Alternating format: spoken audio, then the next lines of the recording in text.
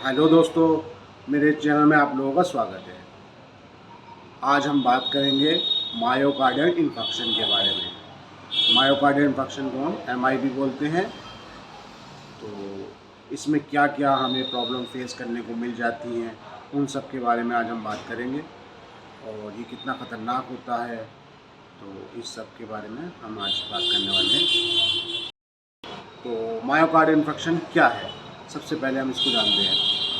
तो myocardial infection एक medical emergency है।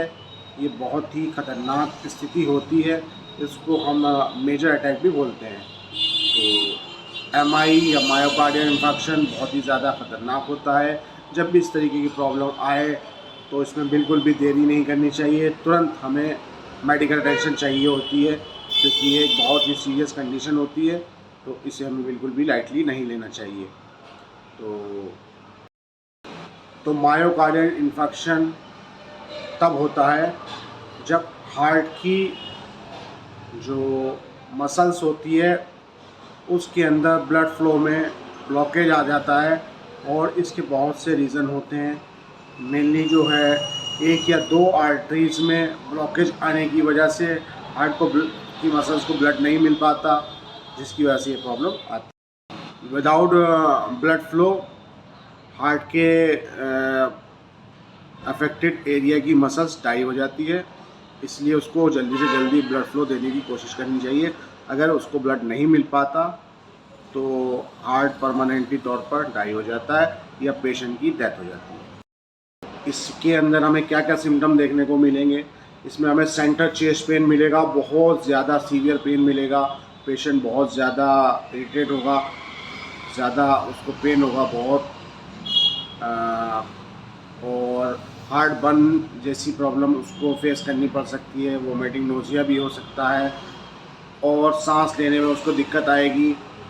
चेस्ट में बहुत ज़्यादा सीवियर पेन उसको महसूस होगा, और ये पेन बिल्कुल सेंटर में होता है। तो अगर हम इसकी मायोकार्डियल इन्फेक्शन की कॉज की बात करें, तो इसकी जो कॉज है वो हार्ट की जो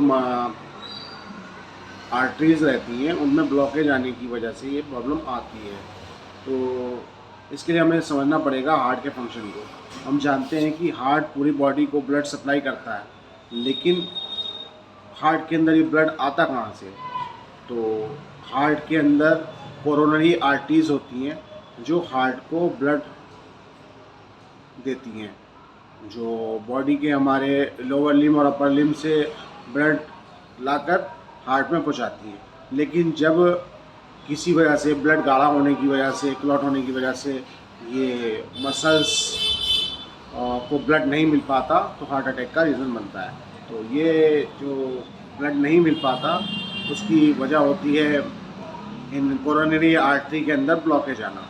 तो जब ये ब्लॉकेज आ जाता है कोरोनरी आर्टरी के अंदर, तो हार्ट को ब्लड नहीं मिल पाता, और जब हार्ट के मसल्स को ब्लड नहीं मिल पाएगा तो वो मसल्स डाई होने का खतरा होता है, जिसकी वजह से पेशेंट की डेथ होने का भी खतरा इसमें रहता है। तो उसके लिए हम जब पेशेंट हमारे पास आता है तो हम सबसे पहले उसका ईसीजी करके देखते हैं, और eco, TMT, coronary angiography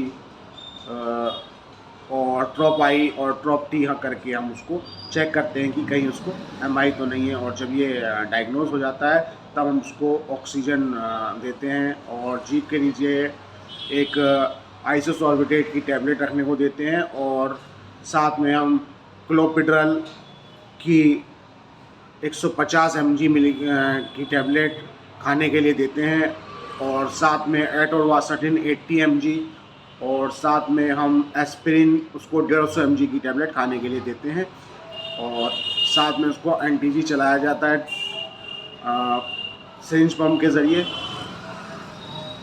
slowly, और ब्लड थिनर के उसको इंजेक्टेबल भी दिए जाते हैं, और साथ में एक क्लोरानज़ेपाम वगैरह की टैबलेट भी उसको दी जाती है, और ज़्यादा पेन होने पर उसको एक ट्रामाडोल का इंजेक्शन भी दे देते हैं हम।